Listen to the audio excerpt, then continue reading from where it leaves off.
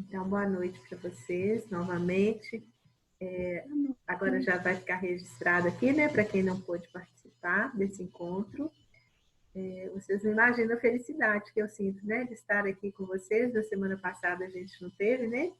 Então, a gente retoma hoje, fazendo uma revisão para a nossa prova, que vai ser semana que vem. Vocês já estão orientados, né, a respeito das provas aí, do dia 22 até o dia 26, né? Pode se organizar em grupos de até 4 pessoas.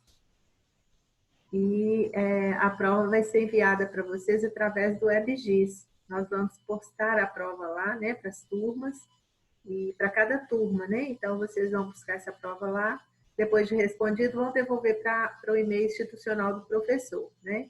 O meu vocês já sabem, é o prof.dodora@vans.edu.br, ok? Quanto a isso, vocês têm alguma dúvida, pessoal? Querem perguntar alguma coisa? Não, bem, obrigada. Como vai funcionar, né? Tá claro, né? Então tá. Sim. O que eu estava pensando para hoje? Da gente fazer uma revisão aqui, olhando o que foi que quais foram as atividades que nós trabalhamos, né? Durante a primeira etapa, que começou lá em fevereiro e finalizou em março, lá pelos dias 12 ou 14, né? Eu acho que a gente teve aula até o dia 14. Então, o que nós vimos com relação à primeira etapa? Vocês conseguem ver essa tela aí que eu mandei? Não, Não estão vendo a tela, não? Não, não. Então, eu vou nada. ler aqui para vocês. Quem tiver com material de anotação, vocês já sabem, mas é só para a gente começar de um ponto aqui, né? A APS, vale uma PS, né? Vale presença lá do dia da etapa, e que é o resumo do artigo das concepções da infância, né? Aquele artigo que a gente mandou para vocês fazerem um resumo. Várias pessoas já me devolveram já, né, a atividade pronta. Tem também a autobiografia, que a gente comentou muito, né, sobre ela. Você vai fazer o seu histórico, né, de vida do nascimento até os 12 anos, que é a fase da sua infância, né? Do que você ouviu, do que você já pesquisou, do que você ficou sabendo por fotos, do que você quiser, né? A autobiografia. O capítulo 1 do livro da Biagio, né, onde a gente tratava sobre as questões da psicologia do desenvolvimento, as fases né, que ela passou na história, a importância de cada fase, né, para a psicologia do desenvolvimento. Então, esse capítulo 1 a gente fez em sala de aula, através de umas perguntas que eu vou retomar aqui para vocês lembrarem. Então, todo mundo, né, que estava na sala de aula, eu acho que naquele dia não faltou ninguém, vocês fizeram. Quem faltou, né, pode pegar lá o capítulo 1 também e responder as questões que eu vou mostrar para vocês. É só me chamar no privado depois que eu passo as questões. Porque também isso é importante eu falar, que eu vou receber as atividades até sexta-feira que vem. Depois disso eu vou fechar as notas, né? Nós precisamos registrar tudo lá no WebGIS. É a nossa data final, né? Sexta-feira. E depois a gente inicia, então, as atividades avaliativas e o conteúdo da segunda etapa. A segunda etapa nossa já foi toda trabalhada, né? Só fechamento mesmo. Mas eu passo isso depois para não confundir vocês.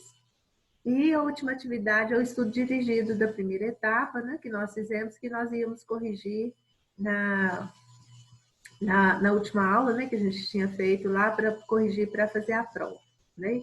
Então, pessoal, olha, a gente tem 4 atividades da primeira etapa, tá bom? Aí vocês confiram, né? Vejam se está tudo ok. Precisar, eu mando foto de quem já entregou, viu? Tranquilo. Mas ainda tem algumas no e-mail, porque como o número de e-mails que eu tenho recebido é um volume grande, eu estou fazendo isso todo dia, né? Aos poucos. Então, ainda tem alguns trabalhos lá no e-mail que eu preciso colocar nas pastas. Mas está tudo tranquilo isso. Muito bem. Então, agora a gente vai ver a primeira etapa aqui, o estudo dirigido. Ah, tá. Esse aqui vocês estão enxergando? Uma tela Não, que a eu gente abro. está te vendo. Oi? A tela grande para você. Ah, tá. Deixa eu ver se eu consigo, então. Pois é. Ah, já sei o que eu tenho que fazer. Subir o material, né? Deixa eu ver tudo. Esse aqui. Aparece para vocês agora? Apareceu. Isso. Então, olha só. Quais foram, né, os pontos trabalhados nessa primeira etapa? Eu já tinha enviado isso aqui para vocês pelo e-mail, acho que pelo WebGIS também. Então, o primeiro tema que nós trabalhamos na primeira etapa foi o histórico da psicologia do desenvolvimento, vocês lembram? Né? Como que surgiu a psicologia do desenvolvimento, como que surgiu esse interesse, né, por estudar as crianças, né? Então, esse artigo e a importância dela enquanto ciência, né, uma ciência do desenvolvimento, a gente estudou isso através de um artigo da Márcia Mota, que é o artigo da a perspectiva histórica da psicologia do desenvolvimento. E no capítulo 1 do livro que a gente está como referência, né, da Angela Biagio, o capítulo 1 vai falar sobre o conceito do que é o desenvolvimento e o campo da psicologia do desenvolvimento, numa perspectiva histórica, né? Como é que ela foi se desenvolvendo ao longo dos anos aí do século passado, mais ou menos metade do século passado até os dias atuais. Então, esse foi o primeiro ponto que nós estudamos na primeira etapa, né, o histórico da psicologia do desenvolvimento. E o segundo ponto, né, o segundo conteúdo, o outro bloco de conteúdo foi o histórico da infância. Então, nós vimos através, né, do PowerPoint da sala de aula, que a gente passou a história da infância, né, que a infância antigamente ela não era considerada como uma etapa de vida, né, como a gente percebe hoje, como a gente considera hoje, né? A infância, ela não existia mesmo, assim, as crianças, ela participavam de tudo do mundo adulto, inclusive elas eram consideradas adultas, né? Então se vestiam da mesma forma, participavam de tudo, né? Então não tinha esse espaço ainda, né, para uma infância bem cuidada. Depois a gente viu que parte da história isso aqui começou a mudar. Então, a gente viu isso através de um artigo, As Concepções da Infância ao Longo da História, da Mariana Oliveira. Então, são esses, né? São esses os assuntos trabalhados, o material que a gente já passou para vocês em sala de aula, e vão dando suporte, né, para essa discussão e para essa revisão que a gente está fazendo hoje. Muito bem. Com relação à psicologia, deixa eu ver aqui que tem 3 pessoas precisando entrar aqui, estou admitindo mais as pessoas, tá, gente? Mais alunos aqui. Isso. Pessoal, vão chegando aí, né? E vão participando. Vou minimizar, que aí eu vejo a hora que entrar. Muito bem. Então, olha aqui, ó. Essa tela aqui está aparecendo para vocês aí também? Sim. Então, esse é o questionário, né? Parece que eu já enviei para vocês também as respostas, mas a gente vai rever, né? Para a gente lembrar, para a gente buscando na nossa memória. Depois eu sei que vocês vão fazer a prova, vocês vão sentar, vão juntar o material, vão começar a responder as questões, né? São 3 questões, mas aqui a gente já vai buscando na nossa memória para nos situar nesses conteúdos aí. Então, a história, né, da psicologia do desenvolvimento. A pergunta que foi feita foi: para o psicólogo do desenvolvimento, qual o significado do tempo? O tempo, né, já foi considerado um fator de desenvolvimento. Muito antigamente, né, no princípio da psicologia do desenvolvimento, pensava-se que a maturação, o amadurecimento, ele vinha com a idade. Então, a criança, é aquilo que eu já disse para vocês, né, conforme a idade que a criança tinha, ela já era quase que obrigatoriamente ter alcançado algumas habilidades ali, algumas aquisições. Se pensava que quem trazia isso era o tempo. Mas hoje, né, atualmente, com o desenvolvimento da psicologia, a gente sabe que o tempo é apenas uma escala. Ele não é uma variável psicológica. Né? Tudo vai depender das vivências que as crianças têm em sociedade, família. Né? Então, isso que vai proporcionando um desenvolvimento nessa área, né? psicológica, social, cultural, tudo da criança. Então, o tempo passa a ser apenas uma escala, um marcador, e não é ele que traz o desenvolvimento. Isso fica claro para vocês, gente? Ficou claro? Porque é importantíssimo isso, sabe? A diferença, né, que houve nisso é muito grande. Pensar que a criança nem precisava ser estimulada, podia ter sido deixada no berço, e com o passar do tempo ela ia aprender as coisas, né? Olha que diferença que deu de pensar nessa questão. Então, hoje sabe-se que desde, né, a gravidez, desde o nascimento, a estimulação já é importantíssima para provocar desenvolvimento, né? E não tem nada de mais cedo ou mais tarde, né? Quanto mais estímulos você apresenta, né, para a criança, mais desenvolvimento cerebral, mais desenvolvimento social, mais desenvolvimento perceptivo, intelectual, cognitivo, né? De todas as áreas, essa criança vai ter, inclusive físico também, porque a criança que é mais estimulada fisicamente, né, ela vai ter um desenvolvimento físico um pouco mais adiantado do que outras que não têm. Por exemplo, andar mais cedo, às vezes ter movimentos, né, psicomotores com uma idade menor. Então, assim, a estimulação é importantíssima. O que pode causar o desenvolvimento de novos comportamentos, então, ao longo da vida? Né? Então, são essas condições internas e externas ao indivíduo que afetam e promovem essas mudanças. As mudanças no desenvolvimento são adaptativas, sistemáticas e organizadas e refletem essas situações internas e externas ao indivíduo que tem que se adaptar ao mundo e que as mudanças são constantes. Né? A gente não vive num mundo constante, paradinho. Né? A criança não vive aí, o mundo está sempre em constante mudança. Então, as variáveis internas podem ser entendidas como aquelas ligadas à maturação orgânica do indivíduo, né? O desenvolvimento próprio do corpo dele, né? E as bases genéticas do desenvolvimento. Essas são variáveis internas, né? O que ele já traz de genética, né? De herança genética dentro dele e que vai ao longo dos anos, né? Ao longo do tempo, fazendo com que esse corpo se desenvolva. E as variáveis externas, que são aquelas ligadas à influência do ambiente no desenvolvimento.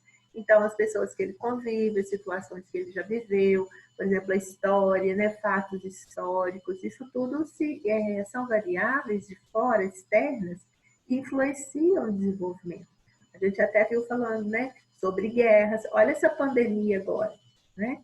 Como que isso está influenciando o desenvolvimento das crianças? Se a gente for pensar, não é? Ele está envolvendo causas familiares, né? As crianças estão vivendo a família de uma forma diferente, questões de escola, né? O grupo social, que elas não encontram mais os amigos, estão, né, tendo que aprender a ficar em casa. Isso tudo está causando influência. E os bebês que nasceram agora, né, que não estão podendo conviver? Como é que vai ser esse desenvolvimento deles, né? Vai ser uma variável externa que está influenciando. Né? Então, os bebês que não conhecem as famílias, por exemplo, um bebezinho que nasceu em março, né? Já é meio do ano, ele não conhece os avós, não conhece os tios, primos, né? Ele está convivendo mais ali com pai e mãe, né? Nesse isolamento. Então, isso vai causar influências também, né? No desenvolvimento dele. Alguém quer perguntar alguma coisa até aqui? Não. Então, vamos lá. Qual é o objeto de estudo da psicologia do desenvolvimento atual? Consiste nos processos intraindividuais, aqueles de dentro, né, fatores internos dos indivíduos, e os ambientais, os fatores externos que levam às mudanças de comportamento. Então, esse é o objeto de estudo do desenvolvimento, né, da psicologia do desenvolvimento. A psicologia se interessa por estudar todos esses fatores que influenciam o desenvolvimento. E não apenas aquele desenvolvimento físico, biológico, como era lá no começo, né, da psicologia do desenvolvimento. Interessava-se muito mais se a criança estava andando na idade certa, se ela estava falando na idade certa, aquela questão mais ligada ao físico, maturacional mesmo, né? Muito bem. Quarta questão. Sobre a evolução da psicologia do desenvolvimento, cite quais foram as fases que caracterizam cada uma delas. Então, a psicologia nasceu, né, ela teve um período formativo, que foi lá no século anterior ao século passado, né? Foi 1882 até mais ou menos início do século passado, que foram as primeiras publicações da área, periódicos de fundação de uma sociedade para estudos da criança, e interesses em psicobiologia, personalidade, cognição, né, de como que as crianças aprendiam. Isso começou lá, né, antes do século passado. Então, ali foram as primeiras olhares, vamos dizer assim, os primeiros materiais que a gente tem, né, como data de fundação. Então, passou por uma primeira fase, a partir de 1920 até 1939, onde os estudos da criança, os interesses em desenvolvimento intelectual, maturacional e crescimento.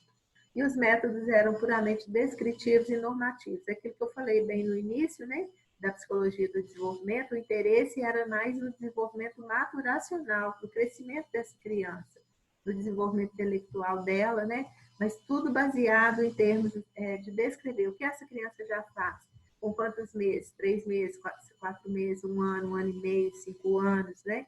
E as normas, as normativas, né?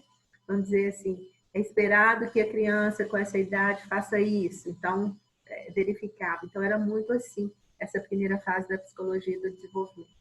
E ela foi desenvolvendo, né? Aí em 1900, segunda fase, 1940, 1959 aproximadamente, né? Foi uma fase onde a gente tem que lembrar, né? O contexto, houve uma guerra, né? A Segunda Guerra Mundial aconteceu aí, né? Nesses anos aí. E isso também influenciou todo o mundo, né? O mundo inteiro, porque trouxe consequências, né? Para o mundo inteiro. Então, houve escassez de investimentos nas pesquisas, porque, né, os países todos ficaram muito com escassez de recursos mesmo, né, para investir em pesquisas. Estudo da criança com especial interesse em estabelecer relações entre variáveis que afetam o desenvolvimento. Então, eles usavam os métodos correlacionais. O que essa fase da psicologia do desenvolvimento, né, queria trazer assim, de conhecimento? A pesquisa deles era fazer correlações, relacionar uma coisa com a outra. Por exemplo, uma mãe alcoolista, o bebê vai nascer alcoolista e vai se desenvolver uma criança, né, também com afinidade ao álcool. Ou uma mãe agressiva, né, famílias muito fechadas. Qual a influência dessas famílias fechadas que não deixam a criança se relacionar com mais ninguém de fora?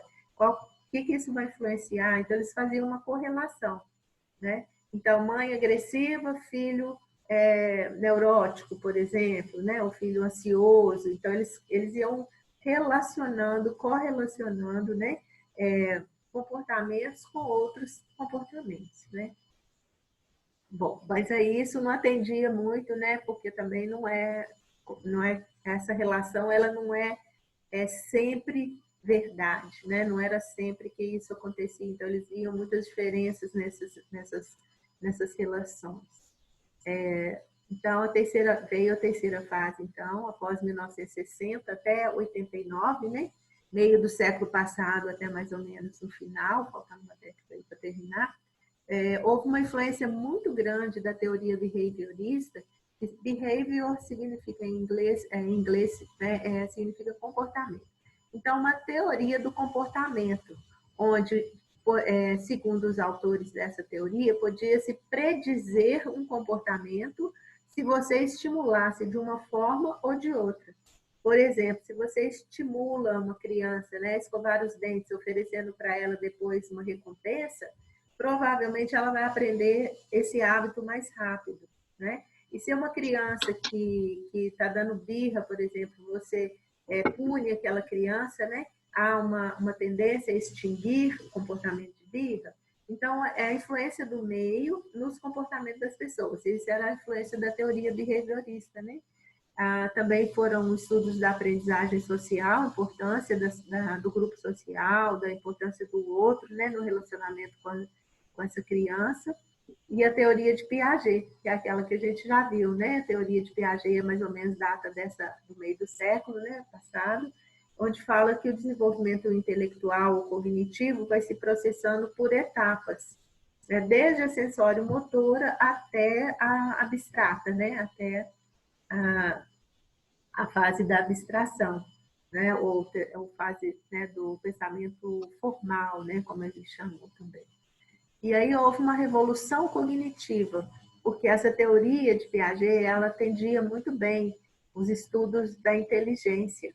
Então, com isso, né, nessa fase também houve uma revolução cognitiva, houve muitos estudos da psicobiologia, né, a biologia influenciando, né, o desenvolvimento também psicológico, né, psicomotor, e as bases biológicas do comportamento. Também estudou-se muito, né, essa questão do cérebro, do funcionamento cerebral, dessas bases biológicas aí, né, estarem ligadas a mediadores químicos, ao funcionamento aí, cerebral.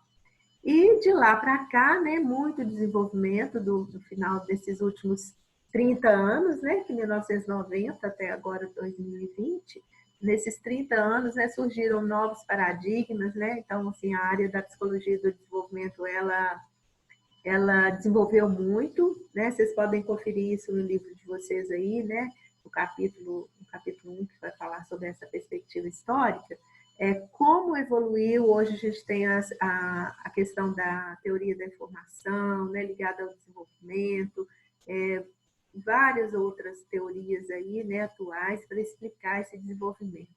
E assume um caráter interdisciplinar, né? Então já não mais só a psicologia, mas a psicologia é ligada à sociologia, à biologia, né, à pedagogia, a todas as áreas, né, que abarcam o ser humano. Então começaram, né, os estudos ali de forma interdisciplinar, a psicologia ajudando, né, todos esses campos e também trazendo as inovações desses campos para a área da psicologia.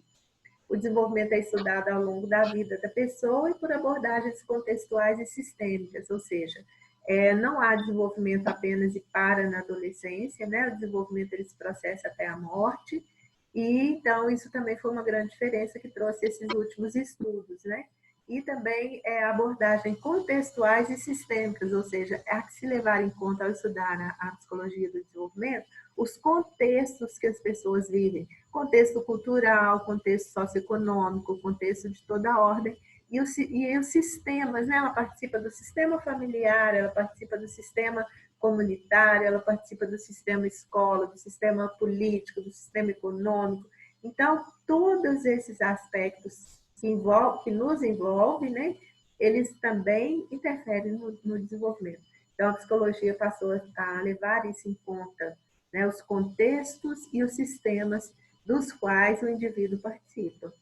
E os métodos de estudo sistêmicos, né, passaram a ser de várias ordens. Né? Como é que eles começaram a estudar isso aí? Estudos longitudinais, ou seja, pegava uma criança ao nascimento e ia estudando o desenvolvimento dela até os 20 anos, por exemplo. Né? Isso é um estudo longitudinal. Estou avisando aqui que a gente tem mais 10 minutos, tá, pessoal? Se precisar, a gente abre outra reunião. Estudos transgeracionais, transculturais, né? Então, buscaram isso, né?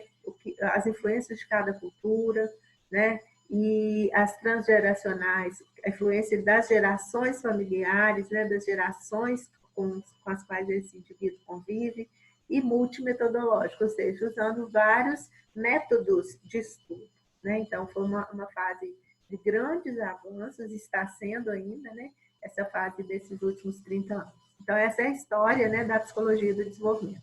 E a história da infância? Né? Então, a gente pode fazer a pergunta: quais foram os vários conceitos de infância ao longo da história? Né? Eu acho que isso aqui resume toda a história. Por quê? Né? Já até antes do século XII, né, não havia uma concepção de infância. As crianças eram representadas como adultos em miniatura, sendo vestidas e expostas aos mesmos costumes dos adultos. Elas, na Roma Antiga, observa-se que o nascimento de uma criança não era apenas um fato biológico, mas também um fato de aceitação paterna. Então, na Roma Antiga, né, começa então a questão de se o pai aceitava ou não essa criança, e se ele aceitava, ele levantava essa criança, né, como sinal de orgulho, de raça, né, de continuidade da família dele. E se não, né, era uma criança rejeitada, né, ela podia ser doada para um asilo, ela podia ser deixada, né, e às vezes até morria, né, como a gente falou, né, deixava morrer por doenças, morrer por acidentes, muito fácil.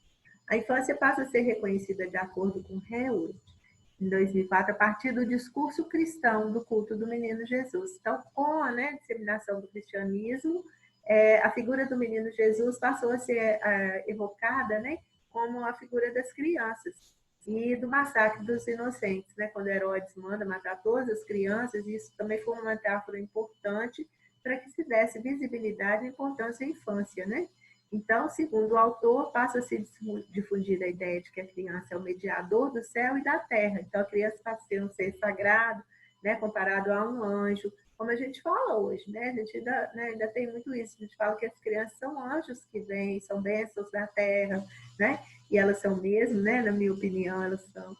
Então, assim, isso tudo deu muita visibilidade, E um interesse em pesquisar e determinar uma fase para esses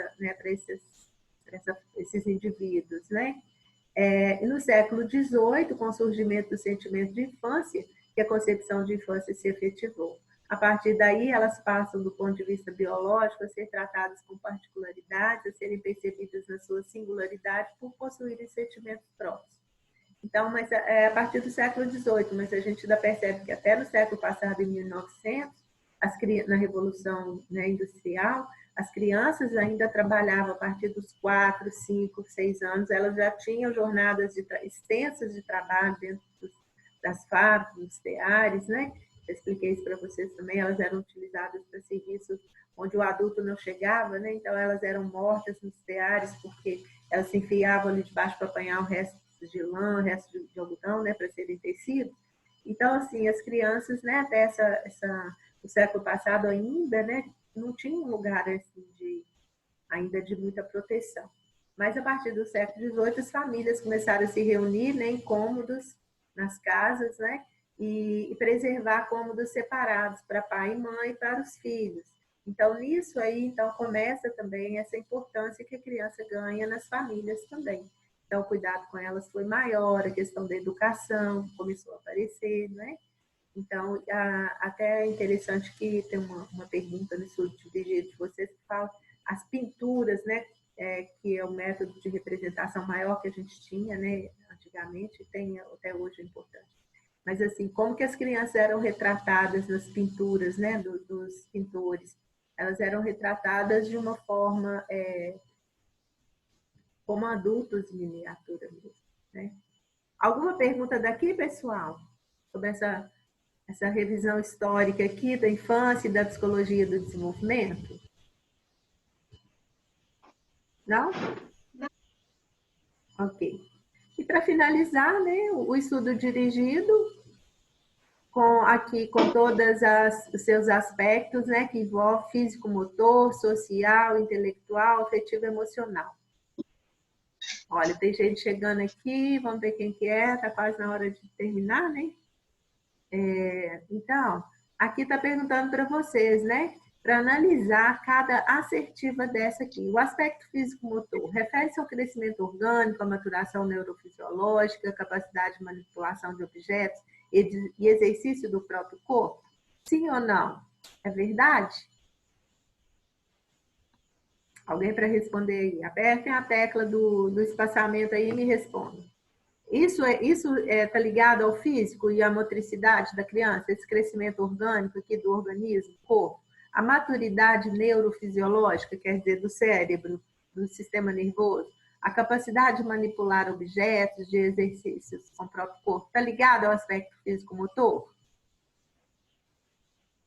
Responde aí, Silvana, só você que está com o microfone aberto. Eu acho que sim, doutora. Sim, isso aqui tudo está ligado ao corpo, ao físico-motor. Tudo que se refere ao corporal, biológico, está aqui no físico-motor. 2, o aspecto social. Aspecto social, a maneira como o indivíduo reage diante das situações que envolvem outras pessoas. O que é social? É ele relacionado ao outro, a outras pessoas. Então, o aspecto social é isso? Sim, também, O aspecto, também. Isso, o aspecto intelectual, que se refere à capacidade de pensamento, raciocínio, inteligência, é aspecto intelectual? Sim, Isso. Isso. O aspecto afetivo emocional É o modo como a pessoa integra suas experiências, né? Porque ele vive experiência. Como que isso chega dentro dele? Ele viu o pai brigando com a mãe, por exemplo, né? Agredindo a mamãe. Como que isso interfere no desenvolvimento dele? É na parte física motora, no social, ou é aqui, ó, no afetivo emocional? No afetivo emocional. Sim, então se todos estão corretos, qual que é a letra aqui? Correta? Letra A. A1, A2, A3 e 4 estão corretas, né? Alguma Ah, dúvida aqui, pessoal? A psicologia do desenvolvimento entende que o desenvolvimento humano deve ser abordado em linhas gerais a partir de 4 aspectos básicos que são, primeiro, intelectual, social, educacional e cognitivo. Quais são aquelas áreas, né, dos aspectos básicos? Aliás, são essas que a gente viu ali em cima, né? Há uma questão respondendo a outra, ó, aspectos aqui, ó, né? Motor, social, intelectual e afetivo emocional. Então, a letra A pode ser? ô, doutora, eu tô respondendo a senhora de acordo com o meu pensamento, porque na minha tela parou no histórico de pedagogia do desenvolvimento e tudo mais que a senhora falou não subiu, não. Tá aí nessa tecla ainda. Uai, A minha também tá assim. tá parado, Eu gente? tô, Tá Ah, nesses. Também. então peraí que eu eu tô vou lá. respondendo, eu tô respondendo que eu nem sei se estou respondendo certo, eu tô respondendo de acordo com o que eu acho, sabe? Mas você está Porque a respondendo minha certo. Vou lá, vou buscar então, e se preciso, o que eu vou fazer? Eu vou depois abrir outra reunião e a gente faz o estudo dirigido. O que vocês acham? Mas por mim tudo bem, porque a minha parou não subiu mais não, sabe? Ficou Tá, nessa. deixa eu ver aqui então. Estudo dirigido apareceu aí? Apareceu. Isso é um problema que tá. Sabe, Silvana, é um problema que está acontecendo aqui entre a cadeira e o teclado. E é um problema seríssimo. Vocês me perdoem, pessoal, mas eu tô aqui pegando aqui embaixo, aqui né, que já estava minimizado, e tô achando que vocês estão recebendo material. Tem que ir lá em cima, tem uma mãe aqui que eu tenho que fazer e que eu não estava fazendo. Desculpem, tá? Se fechar a reunião, eu abro outra. Então, olha aqui os aspectos do desenvolvimento humano, ó, físico, motor, social, intelectual e afetivo emocional. Vocês conseguem pensar em mais outro aspecto? Ou esses aqui já abarcam todo o desenvolvimento? O que vocês acham?